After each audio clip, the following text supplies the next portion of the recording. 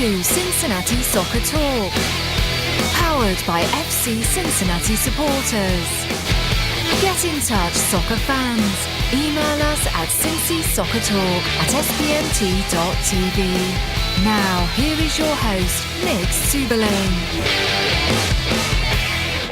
Hey, what's happening, Cincinnati Soccer Talkers? Welcome to episode 79 of the podcast. Glad you're with us here on what feels like it's been forever since we've done a show on Tuesday night. Glad you're with us. We've got a lot to discuss this week. Coming up here in just a few moments, we'll be joined by the head coach of FC Cincinnati, Alan Koch, get his thoughts on the recent poor form of FC Cincinnati in league play.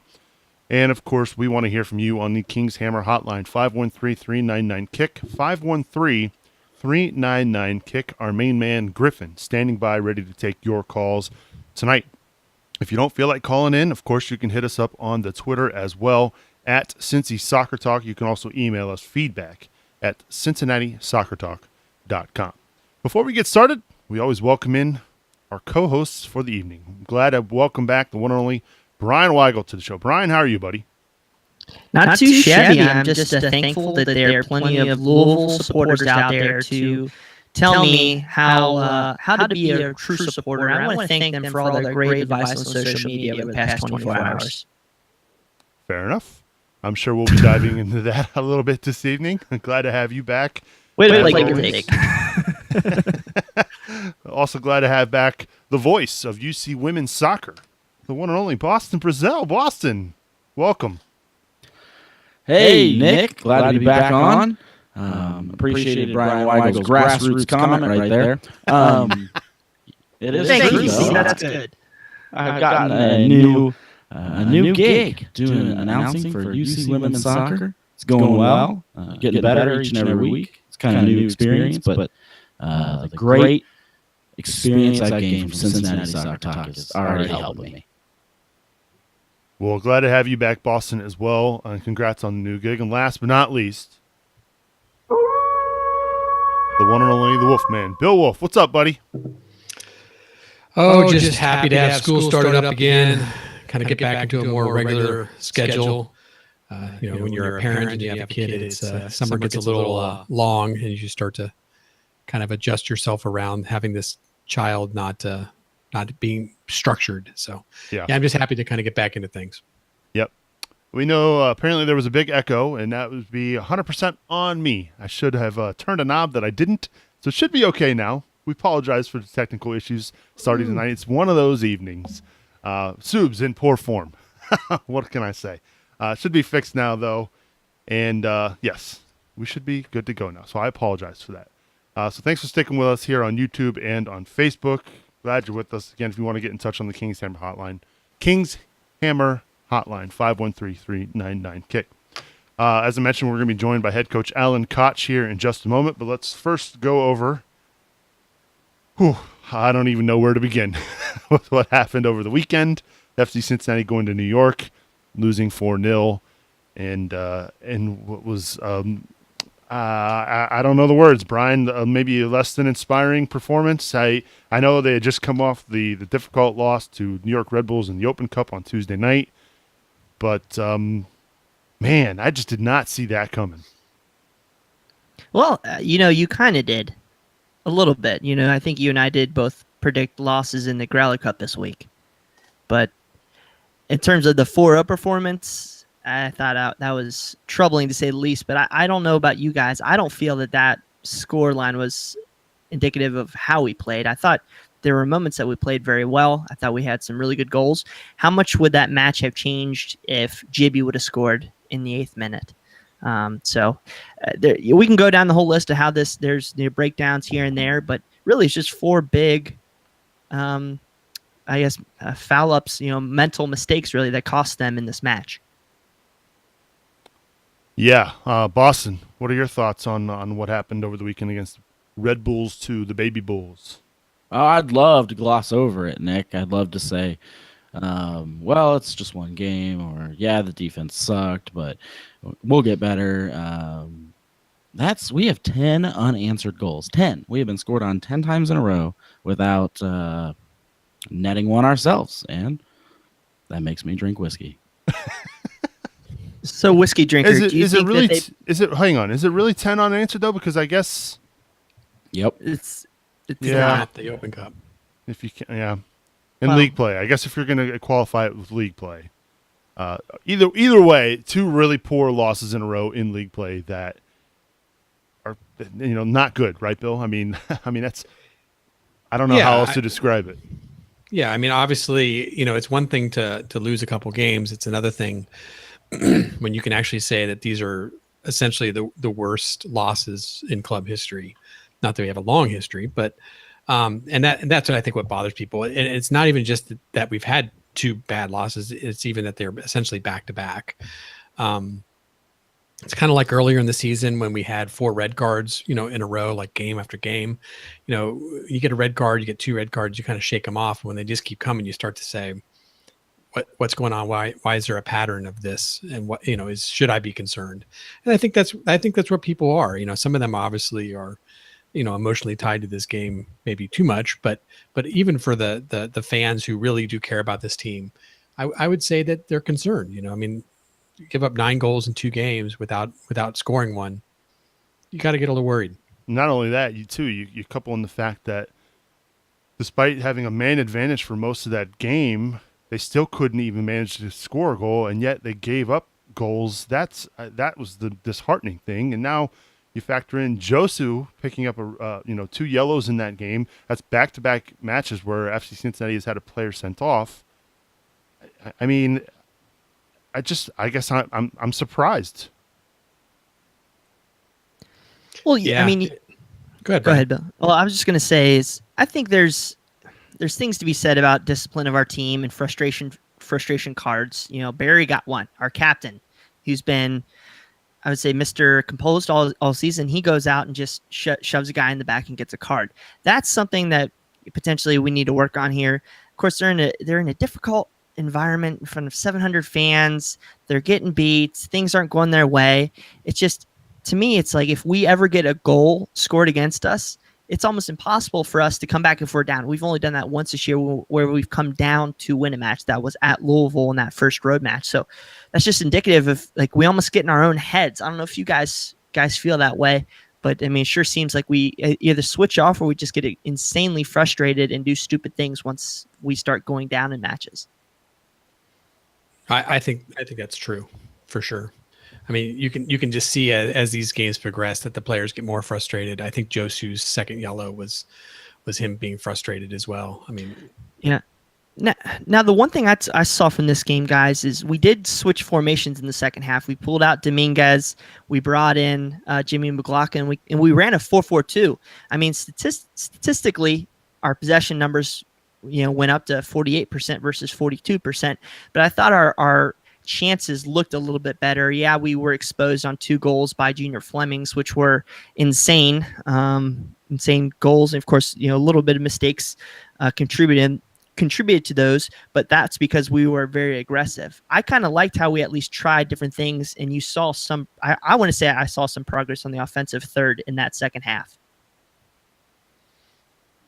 yeah, I agree. I think it was similar to what we did. I can't remember the game offhand, but there was another game where we pressed forward. We brought Sem DeVitt up into the midfield. And I think Nico's he seemed a little more comfortable in the midfield than Sem did. But Oh, yeah. but yeah, same concept, basically, to take that 3-5-2 and convert it into a 4-4-2. So. Yeah, I think the match you were thinking of, Bill, was that Orlando City match there at home when Sem was playing a little bit of a defensive midfielder there for FC Cincinnati. So Yep. I can't imagine when things were, when they were looking at the schedule, they saw. Obviously, they didn't anticipate being in the Open Cup this late in the year, and I don't think a lot of teams do. But you factor in Louisville, a big rivalry game, sandwich that in with an MLS team, and then a trip to New York, and obviously things did not go according to plan for FC Cincinnati. But the good news is we've got somebody on the Kings Hammer hotline who could certainly address the recent run of form for FC Cincinnati, and we're pleased to be joined by head coach of FC Cincinnati, Alan Koch, on the Kings Hammer hotline. Coach, welcome back to Cincinnati Soccer Talk. How are you? I'm good. How are you guys doing? We're doing well. Again, we appreciate you taking some time to join us here on the show. Obviously, in difficult situation right now with the way the team has played the last two league games. Is there anything that when obviously you probably have seen it on social media? You've seen a lot of fans who are upset about the recent run of form. Is there anything that you have to say to the fan base? Is there any message you want to relay to fans of FC Cincinnati? Yeah, good question. I appreciate the forum, and I appreciate the good work that you guys are doing, because we're all obviously in this together and we're growing this together. But I'll tell you exactly what I said to the players after the game on Saturday. I was embarrassed. I think we're all embarrassed in terms of how the game went. We're embarrassed with the performance, and we're obviously very embarrassed with the results. It was a horrendous week in terms of what happened at Louisville and what happened at Red Bulls too. Obviously sandwiched between something in the middle that we were incredibly proud of. And the game changes very, very quickly. You go and you play a game at Louisville, which we knew would be a difficult game, and we didn't perform, and there's no excuse about it. It wasn't good enough. And then we came home and played New York, obviously in the Cup, and put in a performance where I was incredibly proud of our entire group for what they did, not only in that game, but in the entire Cup run. And then we went up to Red Bulls 2, and we spoke about it before the game with the guys. Having to play Louisville away, New York in the Cup, and New York 2 away at the end of the week was probably going to be the most difficult challenge. And we knew it, and it was time for business. And to be quite frank, we didn't step up to the plate. And we can talk about factors, the factors of why the week went the way it did. There are numerous factors, and obviously fatigue is definitely the biggest factor, and it's a truly legitimate factor. We cannot just brush that aside. But we were very, very disappointed and embarrassed with both of those games, and we've spoken to the guys openly and passionately, and thank goodness they've responded in a very, very positive way. We had a good training session yesterday. We had a good training session tomorrow, and we've got to go out and try to rectify it tomorrow. The hard part is we're still going to be fatigued. What we've had to go through as a group is nothing short of remarkable. To go through that Cup run and all the fixture congestion like we have is something that at this stage where our roster is and where as a club, we weren't prepared to compete in two competitions like we have. But we've had to fight through it, and even though things haven't gone that well the last week, we're going to have to keep fighting until the bitter end. So, Coach, obviously you've referenced a little bit of the Open Cup, and it was a phenomenal run. I think you used the term magical several times, and I do agree. It definitely was something very special for this year. But at this point, we're sitting ninth in the table in the USL. I mean, if this was the end of the season, if we had no more games to play and we'd finished ninth, I mean, how would you feel about that? Would this still be a successful season in your mind based on the Open Cup, or would you, have a bad taste in your mouth to be sitting in this position at this point? If we finish ninth, I wouldn't be happy. I don't think anybody should be happy if we finish ninth. Has it been a successful season? I think what we did in the Open Cup is magical. For a second division team to do what we did in those games is magical. I think people don't really realize, and it's certainly not all public knowledge, but you play a game against New York where Bradley Wright Phillips is the difference in that game. He makes more money single-handedly than our entire squad. And we can say the same about the games against Chicago and Miami and Columbus too. So for what we did in that cup competition, that was amazing. And that may never happen again. I hope it does, but it may never happen again. So from that perspective, the season's been successful. But will I be happy to finish ninth? No. Are we happy being in ninth? No. And it's our job now in the last 8 games to turn things around. But I am a realist, and I do know it's very, very difficult to pursue 2 cup competitions. You can look around the world to see how things like this do impact clubs. Great example. I've actually gone and looked up the Richmond team. Everybody's referenced them making the 2011 Cup semifinal. They finished 3rd in their division in the old USL, which the USL then was not what it is now. And and it impacted them just like this has impacted us too. You can even look at people follow the Premier League. Look at Chelsea, how they won the Premier League last year, but by not playing in the Champions League, that helped them be fresh for games on the weekends. So fixture congestion is a major part of what we go through, and I think anybody who just tries to brush that aside is not completely aware of what the players have to go through. You go through a game like Tuesday night, the physical exertion and the emotional exertion. I'm sure fans woke up on Wednesday morning and were absolutely exhausted. So you cannot imagine what that takes, how that takes a toll on the players doing that week in and week out like we've had to do the last few months. Not an excuse and a fact. It's a factor. But to answer your question, are we happy being ninth? No, not at all. And we're going to do everything we can to fight through these last 8 games to try to address that. Where do you think realistically you can end up the season? I mean, what do you have a target, or are you just 8 or better? My goal, it always has been this way, is win the next game. So nothing's changed. We play Ottawa tomorrow night, and the goal is to go win that game and get through that game. And obviously, in the big picture, the goal is to make the playoffs. I've been through this in my own experiences of long playoff runs. It doesn't matter where you finish when you get to playoffs and single elimination. All that matters is going and winning that game. So we just got to do whatever we can to get in the playoffs. If we finish first or 8th, I would have said this at the start of the season, and I'll say it now, it doesn't make any difference. The beauty of finishing the top 4 is giving your fans, and our fans deserve this, as an opportunity to be there at home for a playoff game. That doesn't look like that's going to present itself this year. Alan, Brian here. Thanks for coming on the show. Earlier in the season, we saw that we had quite a bit of red cards through the first opening matches of the season, several suspensions.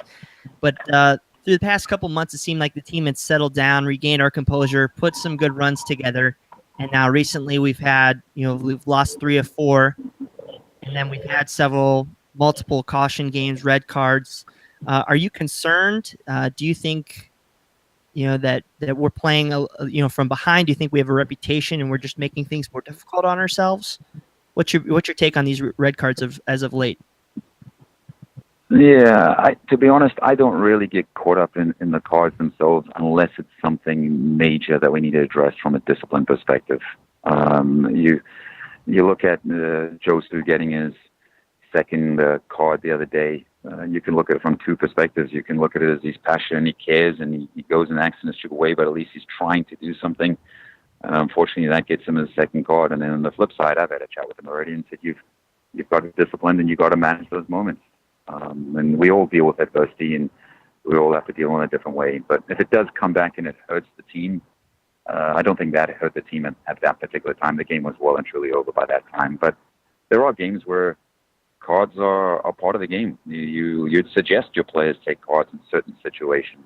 So I'm not too bogged down by it. I know we have picked up a lot of cards. I don't think we picked up the most cards in the league. We're not a malicious team by any means. We're not a undisciplined team. I think we're a focused team, and we've had to deal with a lot of adversity. And does that weigh on the players a little bit? Maybe. And we have to remain even keeled as we go through everything. But I'm not overly concerned by the cards. I think that's part of the game, and you're going to have spells and seasons, and you're going to have years where you pick up more cards than at other times. Hey, Alan, I think it's no secret our away record is poor. I think we're 2-7-2. Why do you think this is? I know the last 2 games that have been especially rough were both on the road. Is it more difficult for this team to get motivated when they play in front of smaller venues? Or what can we do to help this team start to perform away from home, since these games that we have to win now to maintain this playoff race are mostly away? Yeah, it's a good point. It hasn't been good enough on the road. It is a challenge for the players, and there's no excuse for it, because when you play at home in front of 20,000 supportive fans, it's easy to get motivated. Those are the games that you should be able to step it up. Obviously, to be honest, it does the exact same thing for our opposition too. They're all excited to come play at Nippert. So it helps our players, but it definitely helps the opposition too. But for our own players, when we go on the road, It is difficult for them to get motivated. But that's the reality of the league we're playing in. And I had a chat with one of our players this week. He openly and honestly told me he found it difficult to get motivated for the games on the road. And I appreciate his honesty, and he knew it's something he has to address. It's something we have to address as a group. But I quickly pointed out to him, I'm like, we play 50% of our league games on the road. And if you can only get motivated to play at Nippert in front of the fans, well, we're paying you then to play 50% of the time. And that's not how it works in this business. So you have to be motivated whether you play in front of 33,000, was it the other day, at home, or if you go and you play in front of 1,000 on the road. And that's part of my job now, is working with the group to try and squeeze everything we can out of them, but also, to be brutally honest, identify the players that don't have the ability to motivate themselves at home and going and playing in somewhat quiet environments. We have to have players that can embrace both of those environments because, like you said, we go play all these games on the road, and these are going to be huge games where we have to pick up points. I do take a lot of confidence from what we did at Louisville a few weeks ago, and going and playing at a place like that was as difficult and as challenging a place to go play and go get the result we did shows we can do it. And it's one thing to say you can do it if you haven't done it, but we went and did it. Now we've just got to step up to the plate when those games present themselves and go out and do the exact same thing. So obviously a lot of people are concerned about, the score lines for the last two games. In the last 4 USL games, not even just looking at the last two, but looking at the last four, we've given up 14 goals. And up to that point, it seemed like the defense was starting to solidify. We had 4 clean sheets in the previous 6 games before those. So we definitely show that we can do this, but do you see something that's changed, maybe a pattern of something that's gone wrong that you can address, or is there something that you think we can change to get back into this stingy defensive mode that we've been in the past? Mental fatigue. The guys are absolutely exhausted, and what they've had to go through this year in terms of playing all these extra games literally just caught up to us this last week. It doesn't make it any easier. We're all still incredibly frustrated about it. And we're, like I mentioned at the start, we're embarrassed that shouldn't happen. But it did happen, and now we have to deal with it. But the biggest factor is fatigue. You don't become a bad player. You don't become a bad team overnight. The fact that you referenced we were keeping clean sheets and winning games a few weeks ago, there's the proof in the pudding. What we've gone through this weekend and last weekend, unfortunately, happens in sports sometimes. And it's how you deal with these moments that really defines us. But the guys are exhausted. That is the reality. Having played all of these games has been exhausting. And to be quite honest, we weren't prepared for it. The group that we have, calling it what it is, we have a great group, but we don't have as much depth that we need. And that's something that's been in a work in progress since I got the job. We've continued to chip away at it, and we will continue to chip away at it, and we'll get it right. But we do have to be a little patient when we go through some tough moments like this. So it doesn't make it easy. We still have horrendous feelings in our gut right now, but we have to acknowledge what the players have gone through and now really help them get through tomorrow night, because that fatigue, mental and physically, is not miraculously going to disappear by the time we play tomorrow night. But we know playing at home, the guys get energized. We know the fans are always supportive and literally are that 12th man, and we'll all go into battle tomorrow. You could see it last week. Like I got some messages from irate fans after the New York game on Tuesday night in terms of substitutions, and it was like complaining why we took Justin off. And it's like there's so many things that people that sit in the stands or watch the game on TV, unfortunately, are not completely aware of. Justin was touch and go to be able to play in that game, and he got completely worn down and was literally on the end. We need to get him off before he injured himself.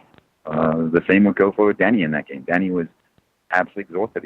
He did a brilliant job for us, but he ran out of gas at the end, playing at a high tempo against the Ripples that we're not used to playing against week in and week out. So those are the situations we have to manage the game and manage with workloads and continue to chip away at it while we continue to build this and move forward together. I mean, hindsight's always 20/20, of course. So you can always look back at these games and know what you know now. But do you think, looking back, there was any choices you could have made differently as a coach that may have at least given us a better chance of a different result? In which game? Or more specifically, all the probably games Red last week, Bulls or- being it's a fresh one.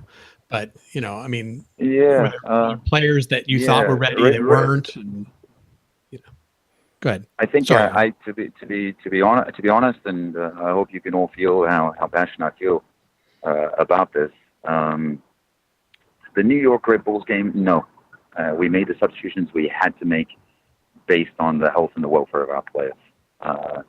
Unfortunately, they had players that were big-time difference makers that stepped up at the end, and we literally ran out of gas at the end. The Red Bulls 2 game, we've analyzed it to death. Anytime you lose a game 4-0, well, you've clearly done a lot of things wrong. So in hindsight, should we have played some of the players we played? Probably not. But on the flip side, who could we have played instead? You look at a guy like Andrew Wiedemann. We had him there, but Wiedemann gave everything he could against the Red Bulls. He was cramping at the end.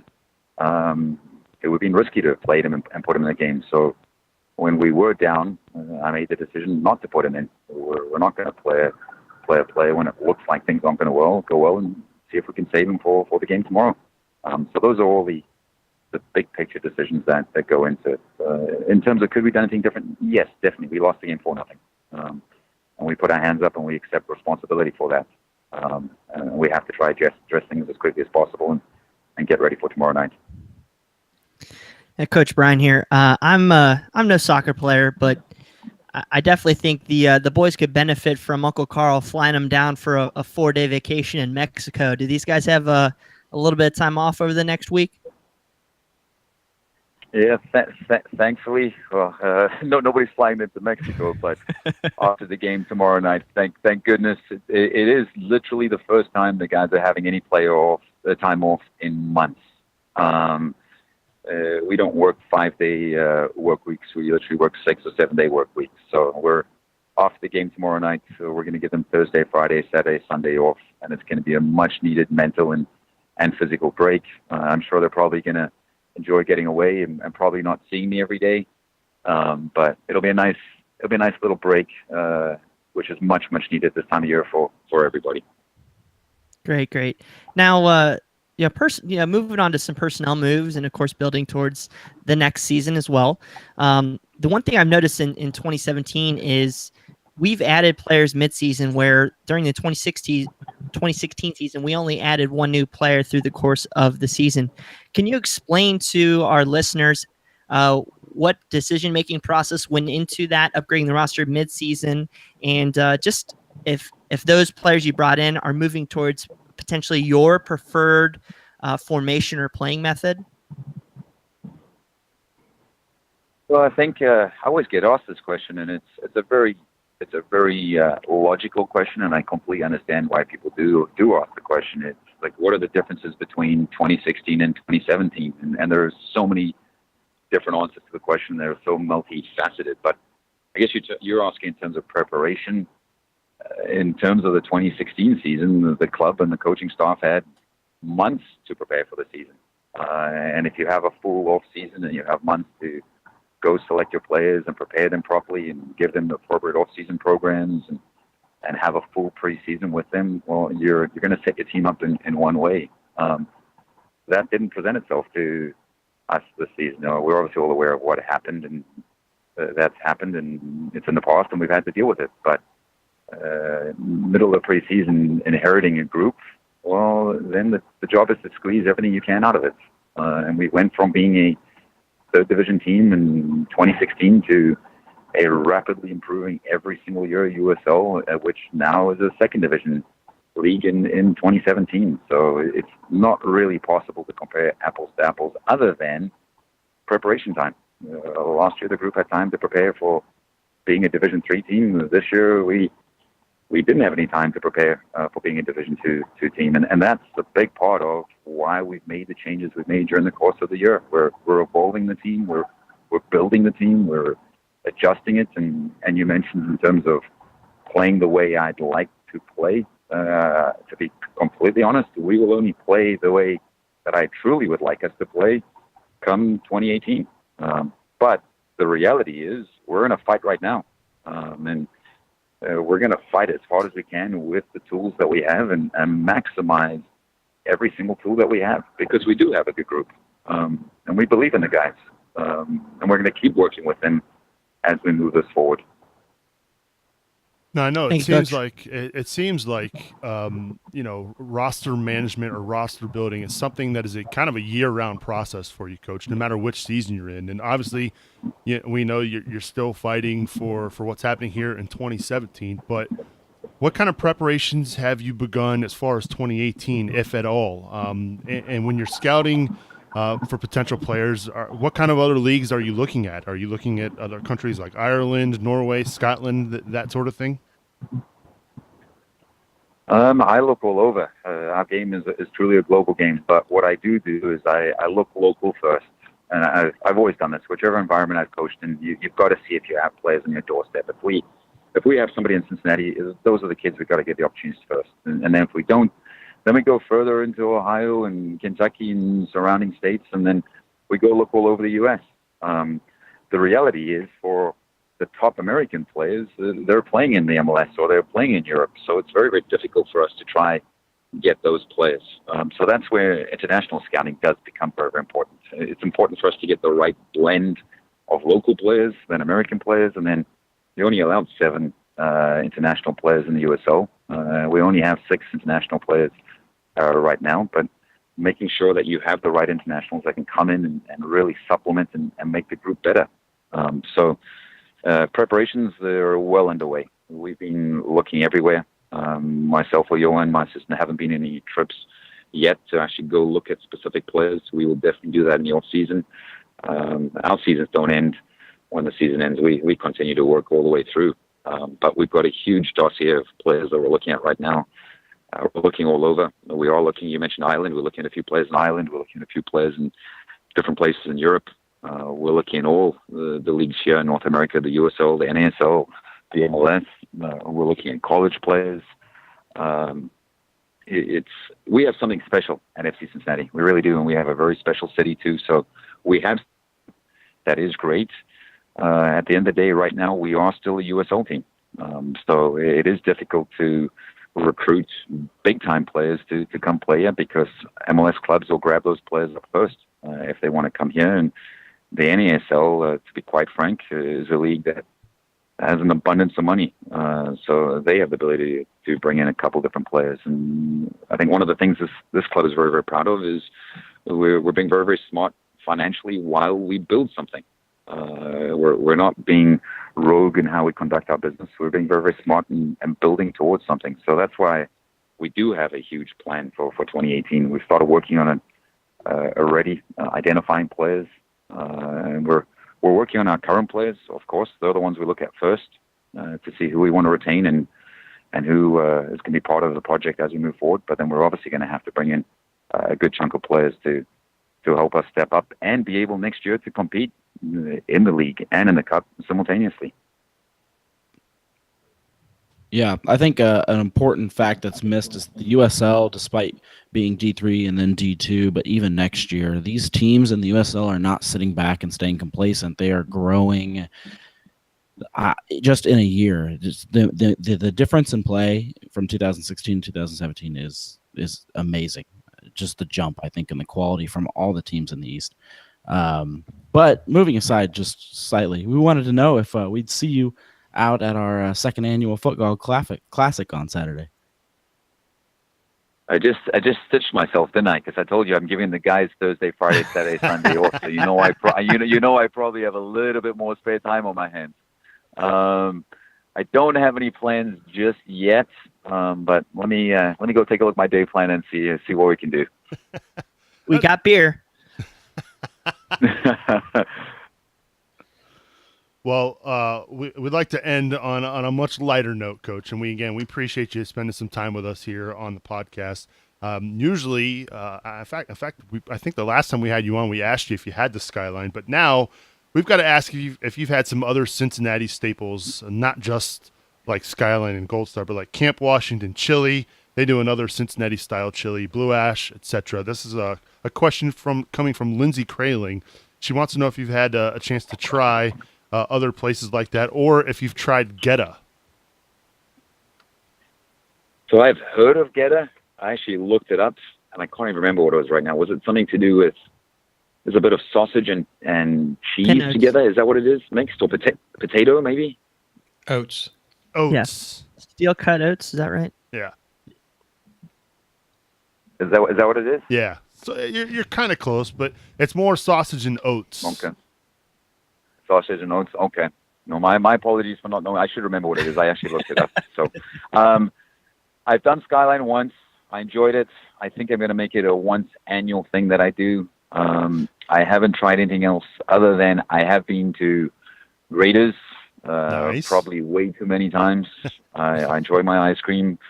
I did Holtman's. I like donuts too. Not very frequently, but I do that occasionally. So, no, we're lucky. There's so many cool different things to do in Cincinnati and all the different types of food. So I'm definitely enjoying the experience. I look forward to when the season's over, maybe enjoying a few of those things a little bit more.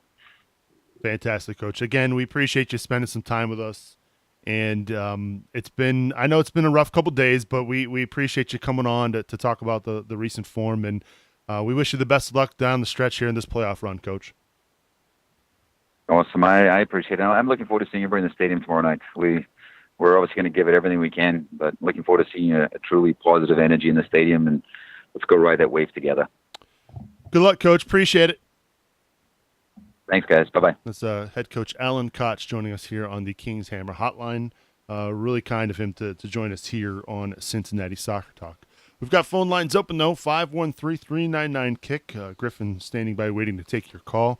You want to talk about the recent form of FC Cincinnati, the red cards, the poor play. This is your forum, folks.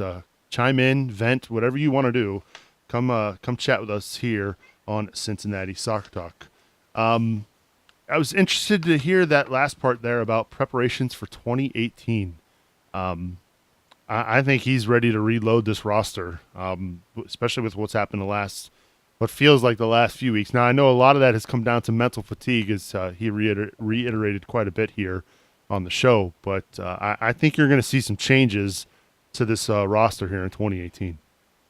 I wouldn't even exclude that to guys he brought in mid-season. I mean, I think everybody, of course, in professional sports, you got to battle for your job every day. I think we've had some guys that have impressed. Like, I could absolutely see Danny Koenig being brought back, but I hope he's think back. I think there's other guys out there that are absolutely going to be fighting for their job. I'm going to try to get a stat for you real quick, if you give me a second, to see how many guys we actually brought up from our quote-unquote D3 club. Okay. All right. Well, while we wait for that on the edge of our seats here, were you surprised by that build to hear that he's already playing? I mean, I know he's got a lot on his plate for 2017, but the fact that he and Johan and probably Jeff Birding actively involved right now and looking to get better for next year. Well, I've had a number of conversations one-on-one with Coach Koch, and he's always impressed me. So I guess I shouldn't be surprised to hear that. But yeah, I was a little surprised. He talks a lot about, one game at a time and things like that. So, I kind of got myself into this, what would you say, mental state of kind of thinking about him as just, we don't look too far ahead. We just, take each game as they come, focus on that one. But the reality is, obviously, for his job, he needs to always be looking ahead, in other areas. And obviously scouting is something near and dear to him. That's why he was brought into the club originally. So yeah, he's continuing that one. I'm not sure when the guy sleeps, but well, one thing I wanted to just point out real quick is whether you love Allen or hate his guts and think he should be fired tomorrow, and just take a look around the league. I mean, I listen to a lot of other USL teams podcasts, and you got teams like St. Louis, and they can't get Preki to speak to the fans at all. And so it's just driving them crazy, and they want to know, we brought you in, you're supposed to be this awesome coach, and they're even slightly below us in terms of losses, and they're searching for answers and they can't get an answer. So I just wanted to give Alan a shout out for just coming on here and speaking real, giving his true actual thoughts, not trying to spin us some crap either. Like he was honest, and I just want to say thank you, Alan. Yeah, I was pretty pleased actually with what he said. I mean, obviously, everybody knows that they're going to talk about fatigue, and that's that's a real thing. Everybody can say it's not an excuse, but it is real. But I think bringing up the mental fatigue is important as well. We've talked about the game a bit against the Red Bulls too, and there are just true mental lapses, and you can't afford those when you're playing at a high level. And we got punished for basically being mentally slow at times, where we just the guys just aren't sharp anymore. And I think that's good for him to bring that up. But I think most important is just for him to be a little raw and open out there for us, to just say, hey, we're embarrassed.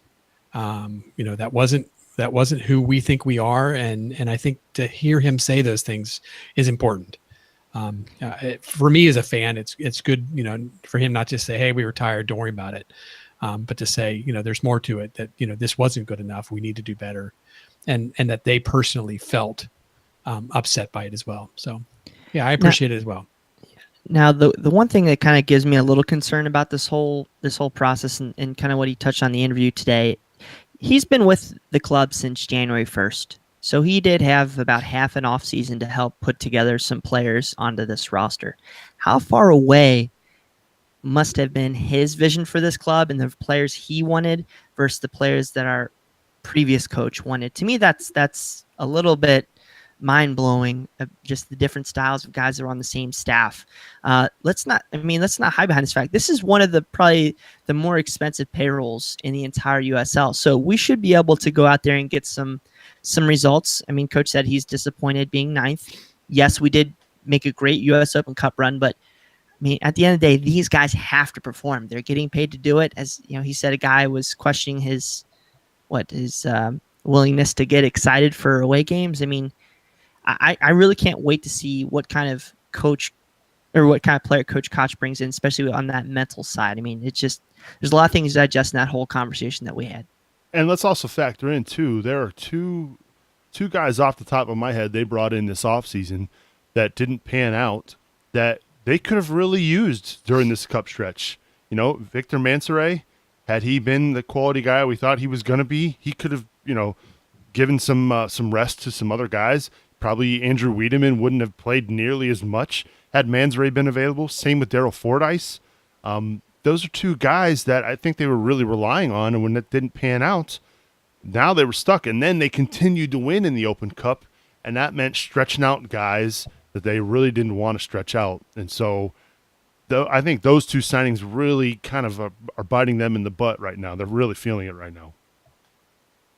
I mean, absolutely. Some of these guys, I put the stats together, 20 out of 27, I can't remember if Cummings and Stevenson are on that list, but 20 names out of 27 that are currently on the roster played in USL Division III last year. And to me, that shows that we're really going to need to retool this roster.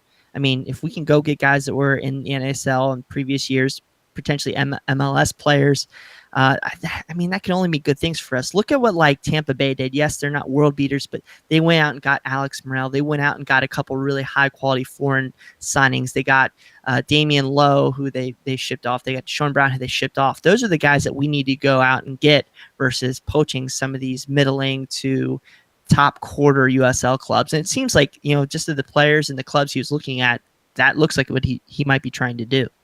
Funny you mentioned Tampa Bay because they can't win on the road either, though. Yeah, but there's third, fourth. It doesn't matter. They I don't know. Yeah, they're tough. They're tough. And two, I mean, if you think about,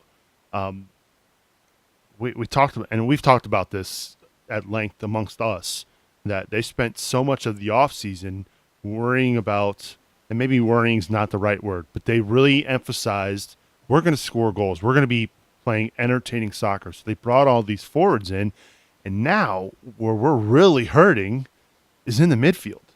And we're really missing some spark there. And when you can really only rely on three guys to play that position week in, week out, we're really seeing why they're struggling right now. And so, I think that position is something that we're going to see the team really, really emphasize this season, because you bring back Koenig, if you can bring back GB, although I wouldn't rule it out that he might not be here next year. We shall see. That hasn't been confirmed, but I'd like to see Koenig back. I think he's played well for this team. But Bill, you brought up a good point about Stevenson. Another one of those guys who got some minutes last year. It was a great goal in the playoff last year, and then we just couldn't get on the field. Well, I mean, they gave him a medical release. So, there was something, obviously injury wise. I mean, he came into the team last year, I think, off a little bit with something, and, nursed it along and got to play a bit. But it seems like he just never was able to really get fully fit. He had moments of, I would almost say brilliance at times, where he just seemed to be able to look up and just put the ball in some really incredible places. But in the end, it just didn't really pan out. So, Connor, and I'm not going to get your last name right, Connor, but Connor Paquette, I think was talking about this on Facebook. And, he was just saying, well, with him gone, does that open us up for a number 10? And I think that's a lot of what we've been dancing around here with this whole midfield. I mean, Walker does a great job, as far as a holding mid for us. Without him on the pitch, the team is very different. And that's a concern. But I think, we do need some sort of a creative playmaker. It would be awesome to get one. But Alan also, touched on this a little bit offhandedly when he just said it's hard to find these superior players willing to come down to USL. So as long as we're in the USL, if we find a real number 10, it may be they've already been snatched up. And maybe that's what our problem is just as good as we are with, 20,000 people to a game and a great environment in Nippert, you are still playing D2. Well, how's the off season? I know this is still under the Harks era, but we let go Luke Spencer and Hopino, who were under contract. Oh, yeah, I know. Oh. And now you have Hopino just tearing it up in Reno, Spencer tearing it up in Louisville. I mean, how stupid does that look now? I know that's not Alan Koch's fault, but man alive, you just kick yourself as fans now when you see that. I'd rather take JB. Yeah. I mean, we obviously haven't scored in the last 2 USL games, so that's, obviously a concern as far as attack. But I think, I still really think midfield wise is where we're really hurting. When we're not getting the goals, it's because we can't get the ball through the midfield to the strikers, that they become islands up there. One reason that Danny Koenig works so well for us is that he does have that relentless energy. He tracks back, he picks up the ball. You put him in a situation with another striker and he can bring that ball forward for that striker. Kind of like a 4-4-1-1 where he'll play a little more withdrawn and bring the ball up. So, I think we're finding ways to do it, but I think, getting that midfield shored up would be great. We have extra players in almost every position. We have 3 strikers, we have, multiple wings, multiple backs. And then in the midfield, I mean, it's not that we don't have extras, but, you're looking at basically Quinn, Bone, and Walker over and over and over and over again. So, it's tough. Well, we want to hear from you, FC Cincinnati fans. Make sure you get in touch here on the Kings Hammer hotline, 513-399-KICK. Send us your tweets as well at Cincy Soccer Talk. Let's go to the phones and welcome in Ethan to the show. Ethan, welcome to Cincinnati Soccer Talk, buddy. How are you? Good. What's on your mind, What buddy? are the chances that... What? What's on your mind, buddy? What are the chances that Dallas State might play a couple games? You think 0 and none. I was going to say Mitch is pretty locked into that spot, Ethan. Why is it that you want to see Dallas J play and not Mitch? Give Mitch some rest, and so he can be better at be in more games. I mean, that's a good point. Mitch has played a lot. Maybe not necessarily the demanding of a position as, say, a field player, but yeah, I mean, Mitch has played well. The team this year has 11 clean sheets. It feels like it's been a while since they've had one, but that's not all down to Mitch either. I mean, let's face it, he was in front of a firing squad down in Louisville, down a man. Not much Mitch could do that night. And, I think, and Coach Koch kind of said it a few minutes ago, I just think the guys that are playing in front of Mitch are exhausted. I mean, with Barry's running out there every night, Delbridge is out there every night. They brought in Sem DeVitt to try to help with that. And, I think it's not all down to Mitch. And you're a goalkeeper, right, Ethan? You know that. Yeah. Right? I know when you get scored on, don't you blame everybody else? I know I did as a goalkeeper. Me too. Well, Ethan, let's look at these 4 goals real quick that we had this weekend. I mean, you had a PK, which you're pretty much guessing. The second one was a header where three New York players beat 3 of our defenders just straight off. The second goal was, a turnover where Fleming's juked Barry out of his cleats and put a far-sided goal, which is tough for Mitch. I mean, he may have been able to get that, but that's extremely tough. And then the third one was just a 1-on-1v1 situation. So it wasn't like he was extremely culpable on any of those plays. He didn't really screw up, maybe besides maybe being caught a little flat-footed on that second. So it's really tough to criticize the main man back there. All right. Ethan, first game's this weekend, right? Yep. All right, I want to hear about a clean sheet next week, okay, buddy? All right. Thanks for calling. That's Ethan Weimer giving us a ring here on Cincinnati Soccer Talk. Good dude. If you don't know who Ethan is, look at the front of the march. He is always there because he is the man. Let's go back to the phones. Welcome in Brad to the show. Brad, welcome to Cincinnati Soccer Talk. Hey, guys. Thanks for having me. What's on your mind? Hey, first of all, I just wanted to give a big shout-out to Ethan and his dad, Chris. Actually, long family friends of ours. I know they're great, and I'm wishing him best of luck when he starts his season. Heard he's starting out in goal, so I think we'll all be pulling for him when he starts his season next week. Nice. Anyway, guys, what I wanted to talk about was, we mentioned, losing Luke Spencer to Louisville and seeing how he really has found form there. And then we kind of look at the converse of that. We brought in Aiden Quinn and Kadeem Dakers. And to be honest with you, I think they've been very underwhelming. What do you guys think is the difference between what Louisville's been able to do with their signing and what we've been able to do with their guys? Do you think it's just a matter of not getting enough playing time? Do you think it was, just lack of chemistry? What do you guys think is the difference between those 2 signings and then that other transfer where we've got Spencer now just absolutely tearing it up, like Brian said, for Louisville? I hate to give Coach O'Connor any credit because I'm not a big fan of the guy, but Louisville runs one system. And they've run that same system for years. And O'Connor has a limited budget to work with. And yes, we could probably pick whoever we wanted off their squad next year that's not under contract just by luring them with money alone like we did with Quinn and Dakers. But I think we've learned a lesson. I think we've learned a lesson that maybe guys that look good in an O'Connor system are not actually going to work in an FC Cincinnati system. He finds guys on a budget, to his credit, that work for his game. And so I think Koch is just going to do the same thing in this offseason. He's going to bring in his guys that's going to work under his system, and we'll have a little bit more money to spend because we don't have that terrible lease, and just go from that. We just can't make the same mistakes we made this year. We can't just go, oh, those guys beat us. Let's steal them. It was funny at the time, but it obviously didn't work. I think the other thing we have to account for, at least somewhat, is that, a lot of the new signings at the beginning of the year that came on board were people that John Harkes signed. So, whatever John Harkes thought he wanted, in essence, doesn't mean anything anymore. I mean, you've now got a different coach with a different style, with a different plan, and those players just may not quite fit into that system or style as well. And that may be part of what we're seeing as well, is that, we had a coaching change and players that John thought, oh, this is going to be perfect. Alan is saying, they're not bad, but they don't do what I need them to do.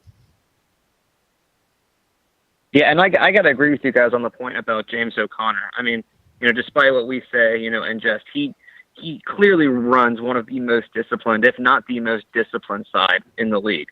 I mean, you look with to your credit, you look at the limited roster that he has, the limited budget that he has, and he consistently, within the past 3 years, churns out win after win.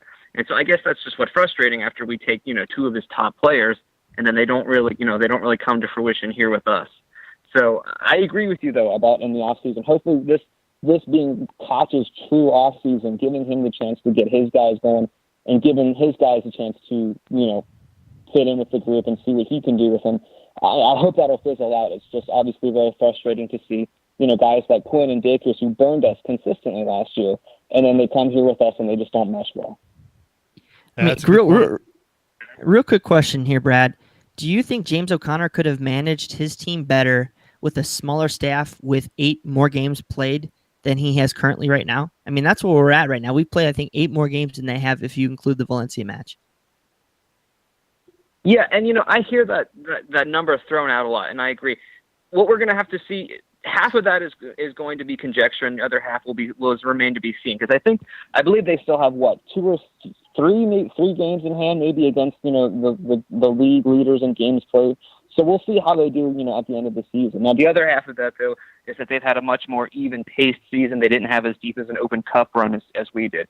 But having that said, I mean, their staff and their roster is still fractionally smaller than ours, and he was still able to put up consistent numbers. I mean, they made a pretty decent Cup run. I think it was 2 years ago, and they were able to put up good numbers there too. So obviously, I can't say for certain. I just know that what he does put forward, and going off of his USL League record, is a consistent group of guys who consistently get wins and get big wins. Fair point, Brad. Appreciate the call. Don't be a stranger, man. Hey, thanks, man. Appreciate it. That's Brad on the Kings Hammer Hotline. We've got lines open, 513-399-KICK. I'm glad he brought up Aiden Quinn and Kadeem Dakers, another one of these guys that in the offseason they were really banking on playing more minutes than they have. And for whatever reason, they're not seeing the field. And can you imagine if even those guys had played 2 or 3 more games in this run, how much more fresh FC Cincinnati would be right now? And that's I guess the disappointing side. You don't think so? Did you watch the reserve match? I mean, do you really think Pat McMahon or Kadeem Dakers, who couldn't beat a college team to the end line and cross the ball, would have made a difference?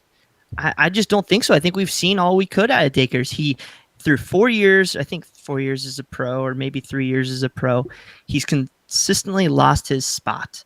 Was it a great move, taking a player away from our rival? Yes, but he's done absolutely nothing to show that he would have made a lick of difference in this season. I'm sorry. I'm not trying to be mean here. I just, flat out from what I've seen, eyeball test, there's several guys on our roster that just can't cut it and are just collecting a paycheck right now. Brian Weigel bringing the fire. I like it. Phone line's open, though, 513-399-KICK. Boston, you kind of raised your head there. I know Boston was big on Kadeem Dakers when he first saw him down at the first practice. I'd have to think you're even a little bit surprised that it hasn't panned out. I am. If you remember, I called in from a practice to this show, and I was pumped. I was excited. I saw him kick a speedy goal right in front of me. And the reason I was excited is, to me, the 2016, 17, whatever season, that lacked speed. We lacked pace. And that was the one thing I was expecting this year to be better. And it has been, The problem was that wasn't the problem. I thought, we keep a same consistency. We add pace, and we're first or second in the league. You know how you're in the preseason, you're all high on the team and all these signings, and you haven't seen anything yet. So you just talk about how great you're going to be. And so that's where I was at, and it hasn't panned out. Yes, he brought pace, but he's also brought turnovers with him. Dang, even my mom throwing fire on YouTube saying Dakers is fast, but he always loses the ball. Woo, Mama Subs bringing the heat here on Cincinnati Soccer Talk. I want to pose this question to you guys, and I'm not sure how much of a factor this is, but a lot was made over the offseason about widening the pitch and making it more of a standard of FIFA regulations, matching FIFA's requirements for the width of the pitch. And a lot of that was, they made it so that teams couldn't just sit in and close up shop against FC Cincinnati. You were trying to expand the pitch a little bit, and we've seen that this year. How much of that do you think is affecting our midfield, who now have to run a lot farther than maybe they were last year for over 17 games? I think it's still been a benefit. We're still doing better at home overall, in my opinion. Maybe we don't have as many wins on the year, but we struggle away. We struggle when we're not on that big pitch. We struggle because our wingbacks get really high at the pitch to try to provide some width into Jibby, and we get caught. That's what happened those last 2 goals, guys, in the New York game. I mean, Hoyt was extremely high on the third goal with Greg and Bone and Nico. Bone was making a run forward. He was almost as high as a forward was. So basically we get Fleming's 1v1 versus Barry. Delbo's trying to screen back. Hoyt's trying to screen back. How many times have we seen that this year where we've just had a bad turnover and we've had guys out of position? That's what hurts our midfield a bit here. And that's why I think we've played better when we've been in a 5-3-2 solidly with Chicago and Columbus, because we've had those guys back there not to, giving up that space. I think that's the biggest change that you might have seen versus US Open Cup versus league play. So yeah, we can say pitch has hurt us, but I think at the end of the day right now, it's just so much unfamiliarity right now with the roster changing over and the different wing backs and the new players. It's just left us open. I mean, look at Schindler on Tuesday night. I mean, just there's times where there's some of those spaces were open that New York could take advantage of. Yeah, I go back to that Orlando game at home, that last one, the counterattack goal there for Orlando City B, a turnover that led to Delbers being out of position. There was no left back to be seen anywhere near, and then next thing you know, goal for Orlando. So, I don't necessarily think the pitch widening has much to do with it, but I just think that the fact that Coach doesn't feel comfortable putting guys out in the midfield, or like Brian said, they just can't cut it. And so we'll see. Steve Morath wants to know, who do we think will be re-signed for next year? You guys can answer that one. Crickets. Nobody wants to jump onto that one? I can answer if you'd like me to. Or how about I give you it. five guys that I would like to be re-signed for next year? I like it. Not knowing what we have and have not right now. If there's a way we can extend Danny Koenig and Kyle Grieg, I know he's on loan. I would love to see those 2 players back in FC Cincinnati. I'd love to see Kenny Walker back with FC Cincinnati. Outside the obvious of Delbridge and Barry, of course, Mitch. I think he's re-signed, honestly. I don't know. I think that's pretty much who are all in my locked-in camp. I love Wiedemann, too. He's my guy. So what made Josu fall out? Because I know a couple weeks ago he was in your locked-in. He is re-signed. He's already re-signed. I know that for sure. That's right. You're right. So he's back, and then I think I'm with Brian. It's hard to think of. Sorry, I think Josu played well, even though he got red carded this weekend. I think he played okay because every time they got the attack going, it was on that side of the field where Hoyt was. Honestly, a lot of that time it was up that end. Yeah, Josu was attacked a couple times, but really most of the deadly time was up that side where Hoyt was on. I need a couple more weeks just because I want to see how they play as we slow back down. We're about to go into a normal USL season where we have week breaks between games and not as much congestion. And if like Boehner steps back up to where he was at the beginning of the year, players like that, then yes, we can look at it and say, oh, it's just congestion. Boehner can't play 2 games a week, apparently.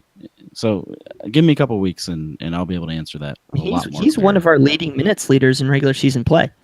Yeah. Bill, do you want to chime in, or are you going to steer clear? Oh, I mean, they've been going through the roster naming everybody, right? Yes. Hey, I said 6 guys. Yeah. No, I think for me, I think Koenig would be a big one to get back. He's turning into a fan favorite, and obviously love his kids. Is a really hard worker. Yeah, exactly. And seems a little bit, like he's settling into Cincinnati a little bit. He brings his kids to the game, that kind of stuff. So that'd be awesome. Let's see, new players. I wouldn't be surprised to see Sem DeWitt stay. It seems like he's moved into a pretty solid position. in that center D position. He's obviously somebody comfortable with Alan Koch. So I wouldn't be surprised to see him stay as well. I'll say one name. I'll say Koenig. I'd like to see him back. I really like his hustle. I love that. I feel like for every minute he's on the field, his motor is constantly running. And so I'd love to see him back in the orange and blue next year. So I can't believe nobody said Michael Malai. I want him back, man. It's my boy.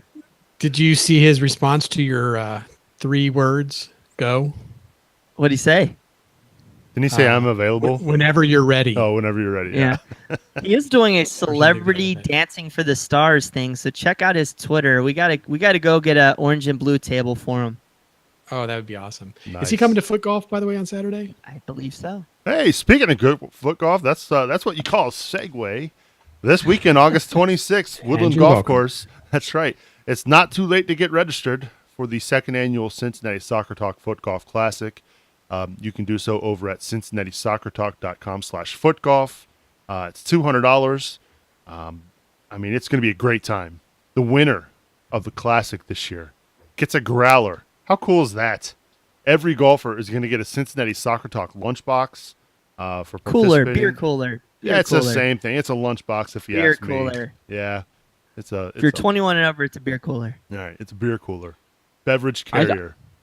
I need one for my team. So if you're out there and you're single, I had somebody drop and I need one. So just tweet at me or message me on Facebook, whatever. He doesn't mean ladies. He means if you're just by yourself. Well, no, I'm just kidding. All the single ladies. No, I'm not even going to bother singing it. All right, anyway, CincinnatiSoccerTalk.com/footgolf. It's going to be a great time. $200 is for your foursome. You get 18 holes of golf. You get your meal afterwards.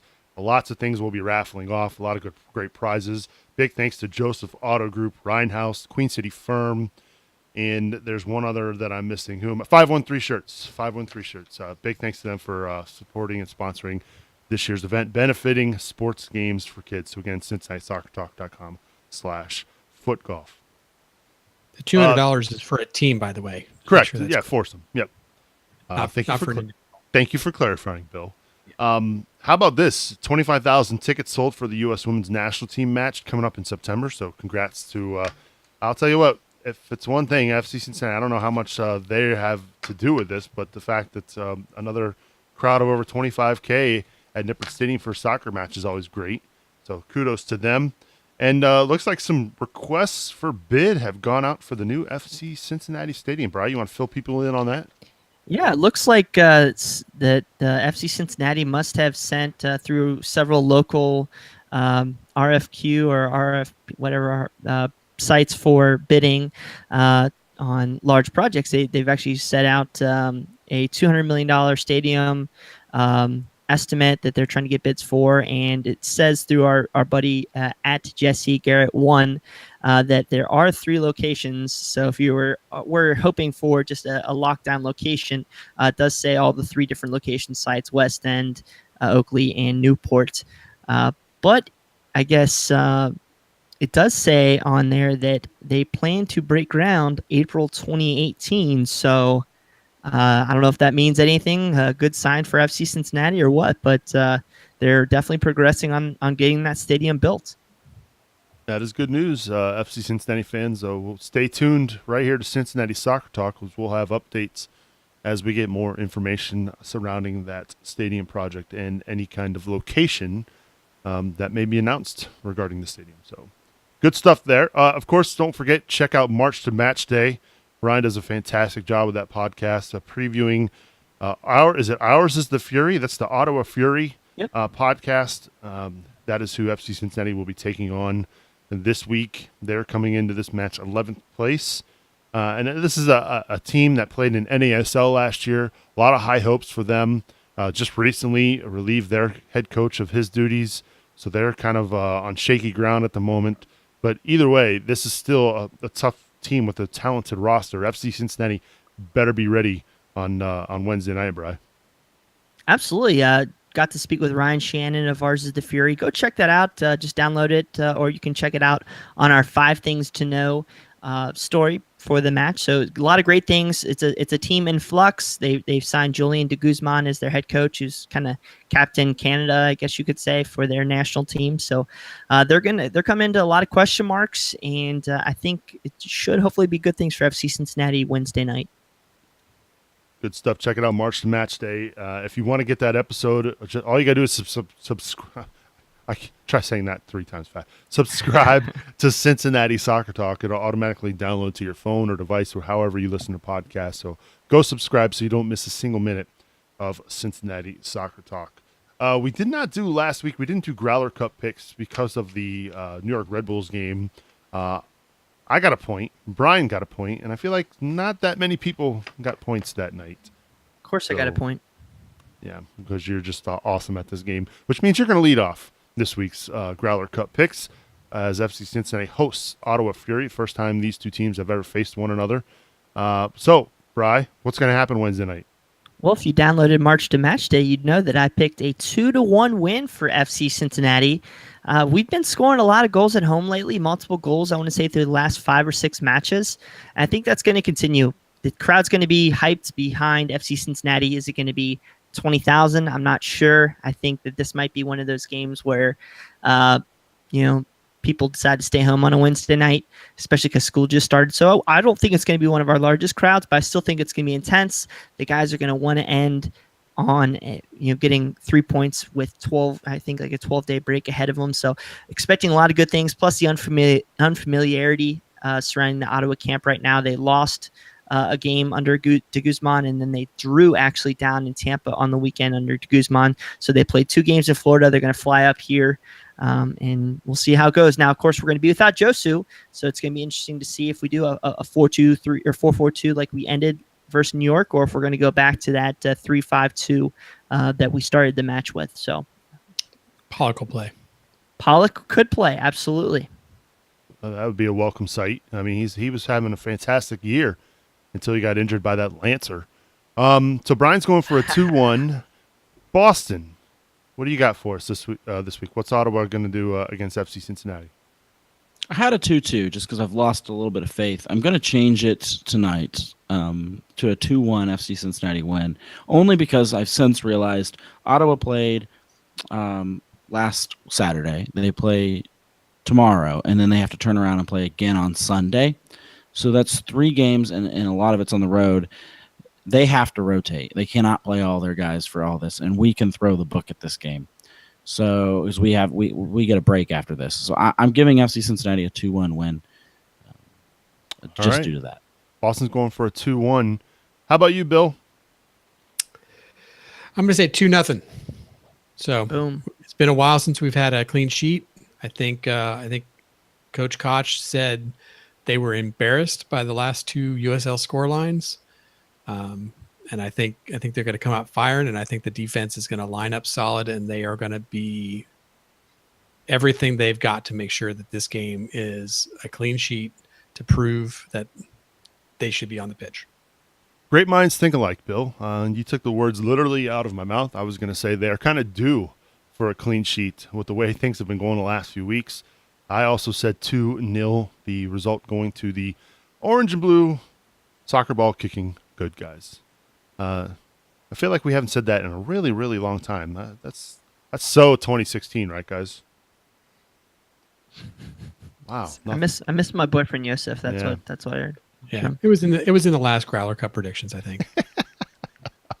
Anyway, we want to hear from you. What do you think is going to happen? Tweet us at Cincy Soccer Talk. Hey, by the way, if you want to participate in the Growler Cup competition, if you register now or if you support the show now, you're automatically entered for the 2018 season. So go do that over at CincinnatiSoccerTalk.com/support. Do we have time for a question? Yeah, what's the question? Craig Mack on Facebook says, if it's another blowout, what is our reasoning then? I'm going to cry, Craig. I'm just going to cry. I won't even be able to talk. It's not going to happen. Positive energy. It's not going to happen. Yeah, I don't think it's going to happen either. I think I just think these guys have too much pride, especially at home. The last 2 blowouts were on the road. These guys just don't get it. Just doesn't happen at Nippert. Better not. I mean, really, if you think about it, and it doesn't happen even on the road. I mean, this is the 2 worst games in their history, their very short history. This is very rare territory for this club. So I think they're due. I think they'll bounce back. And if not, maybe he doesn't give them the time off over the weekend. I'm sure that's not the case, but have faith, Craig. Have faith. All right, I think it's time we wrap things up here on episode 79 of the podcast. Final thoughts as we get out of here, Brian Weigel.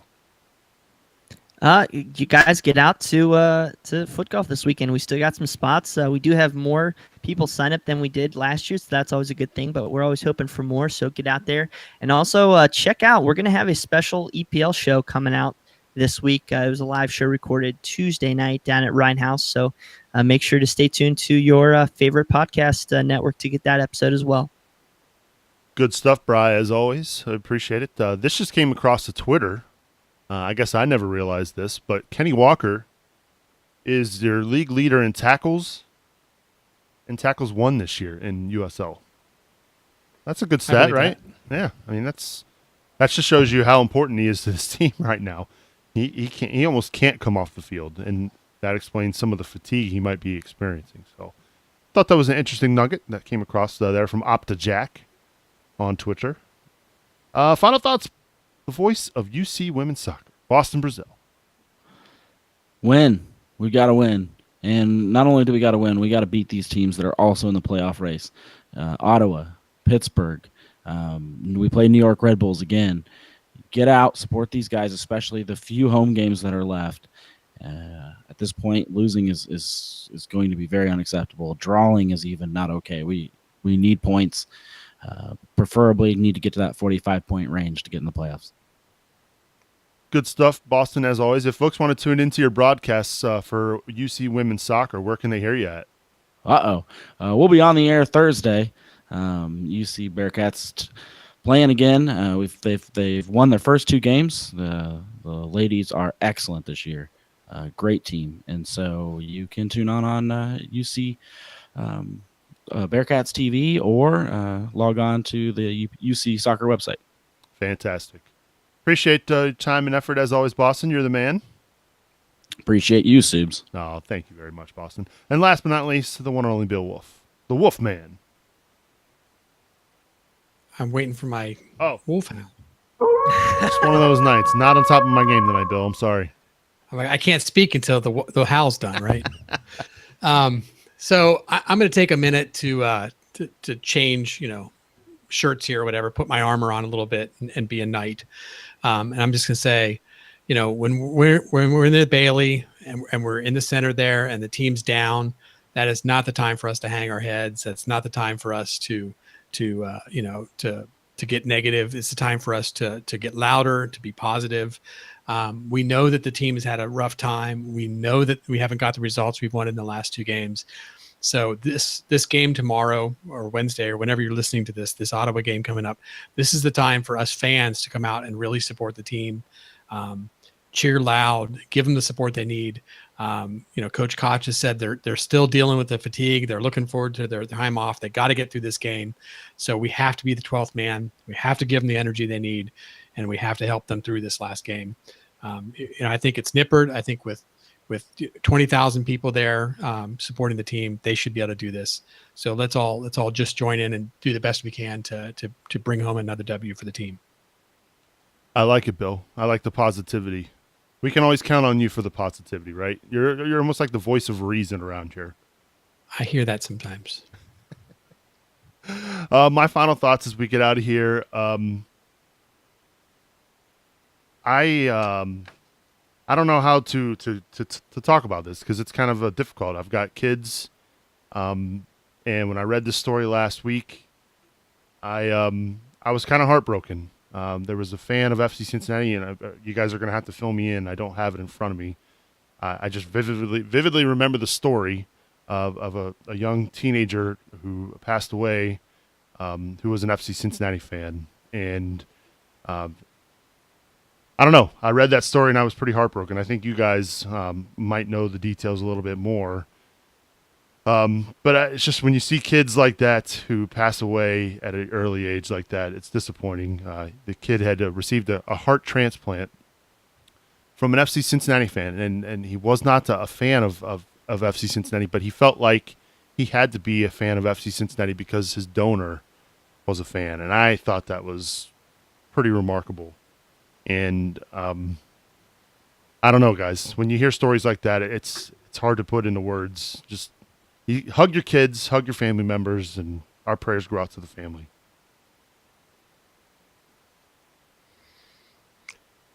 Yeah, I think there'll be some sort of moment of silence or some sort of clapping. I know a lot of the supporters groups are really touched by this, so they're trying to do something. I'm not sure exactly what the plan is yet. I think there was a viewing tonight. I know that Jeff Birding told me that he was going to attend that. That the club had done something in the honor of this child.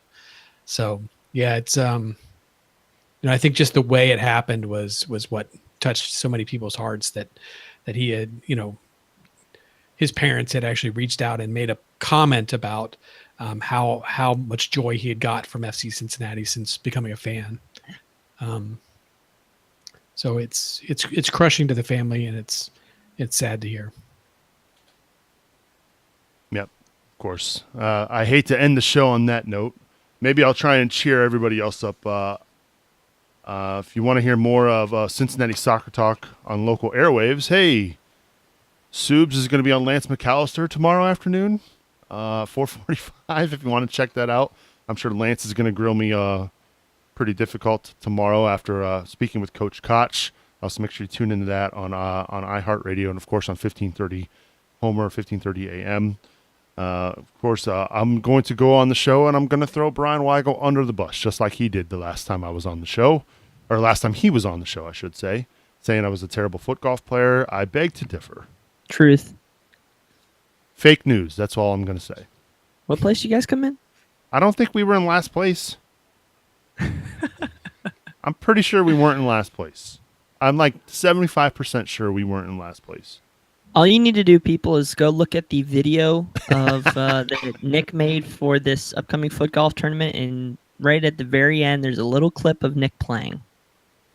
Yeah, and Griff said he carried you, by the way. Well, how can you carry me? I'm so sorry, Nick. The only time I filmed you is the time you shanked it into the woods. That's okay. By the way, how can Griffin carry the team when he's falling on his backside in his Sambas from the rain? There's no possible way that could happen, Griffin. I'm sorry. Anyway, I want to go back a few minutes ago and give a shout out. It was Peyton West who passed away. So our thoughts and prayers are with the West family. Again, difficult story, and I'll make sure I link to the story in the show notes this week. So you can check that out over at CincinnatiSoccerTalk.com. It's not too late to get registered for the FootGolf Classic. CincinnatiSoccerTalk.com/footgolf. We want to see everybody out there this weekend out at Woodland Golf Course for a great cause, sports games for kids. That's going to do it for episode 79. Our thanks to FC Cincinnati head coach Alan Koch for joining this week. Of course, my thanks to Brian Weigel, Bill Wolf, and Boston Brazell for joining me as well. I'm Subs, reminding you to watch your tackles, and we will catch up with you next week.